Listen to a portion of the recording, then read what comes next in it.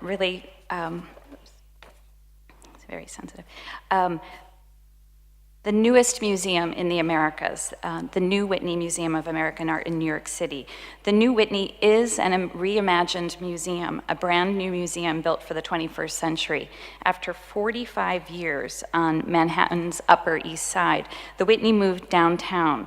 Our new building is designed by architect Renzo Piano. It's situated between the High Line, a park built on a former elevated railway, and the Hudson River. We're now located in a new neighborhood called the Meatpacking District, a once industrial neighborhood located on Manhattan's far west side, south of 14th Street. Renzo Piano's building suggests a new way that a museum can be integrated into the fabric of a community and the surrounding city. The museum's entrance is a welcoming space. The architecture of the ground floor and the glass walls at the entrance open up the building to the street. And when you are inside, you can look out, and when you're outside, you can see in. The ground floor feels like an extension of the street, and in some ways it is. Passerbys can come in and see exhibitions in our lobby gallery without paying admission. And this inside-outside experience extends throughout the building. Visitors can move from one gallery floor to the next by accessing an outdoor stairway. These stairs connect to 13,000 square feet of outdoor galleries. These are not just terraces for a few sculptures, but really spaces that are considered galleries in their own right. And one of the most exciting experiences, I believe, of the new building, is seeing art against the backdrop of New York City. And take, for example, this sculpture by Robert Morris with its minimalist aesthetic. It connects to the industrial architecture and history of the neighborhood. Even inside, the visitors can see art in relation to the views outside. And here you see the large floor-to-ceiling windows that we have looking out over the Hudson River. And in this way, I think the Whitney embodies the idea that contemporary art is inextricably linked to life and to the world beyond the gallery. This relationship between the views and the art also brings a different understanding to the art on view. And for example, when you see this Rothko painting in our collection in the gallery, and then you look west through that window that I showed you a picture of at the river, you might be reminded that Rothko's abstraction has a kind of horizontality that most of us would associate with the tradition of landscape painting. Or if you look at this painting by Edward Hopper in our collection, you would no doubt recognize that Hopper was working in New York City and seeing actually some of the same views that you could see if you looked out our window, including this New York City classic water tower. But if you compare the view out the window to the work by Hopper, you realize that Hopper isn't just a simple realist, that he is a painter who captures a mood and creates paintings that are emotionally resonant.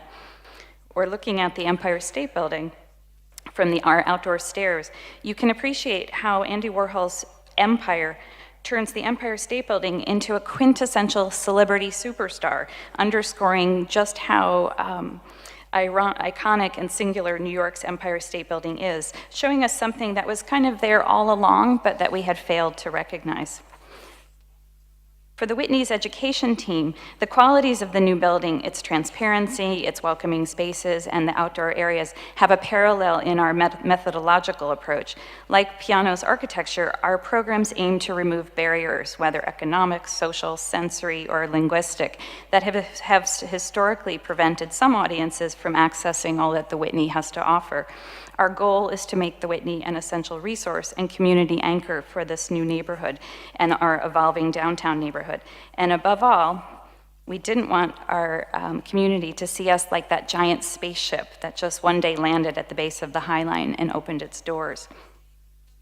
So after 3 years of, actually 3 years ago, before we opened, the Whitney educators embarked on an intensive period of research and outreach to enable us to better understand and define our future community and to assess its needs. We formed a community advisory group of residents, teachers, parents, and representatives from community-based organizations in the neighborhood.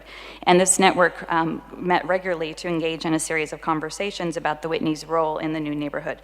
We also delved into the history of the neighborhood to better understand the present community and how it was formed. Besides the history of the meatpacking industry, we looked at the history of the waterfront and also the unique roots that the LGBT community had in this neighborhood, since the Stonewall Inn, the site of the beginning of the American gay rights movement, is less than half a mile away.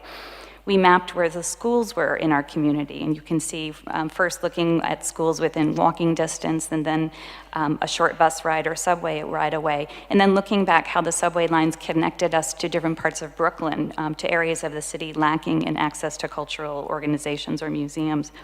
Before we opened the museum, we started doing pilot programs with community-based organizations working off-site on a trial basis to kind of get to know the organizations, their staff, and constituents. And out of that, we identified a group of organizations and schools that would become our first community partners. We hosted a job fair and volunteer recruitment to entice local residents to come and work at the Whitney or volunteer their time. And then the big day was May 1st. Michelle Obama, the First Lady of the United States, came to participate in our dedication ceremony. And the next day, we hosted a free community day and neighborhood block party, opening up the Whitney to the local community and also offering programming geared to youth audiences and to the artist community.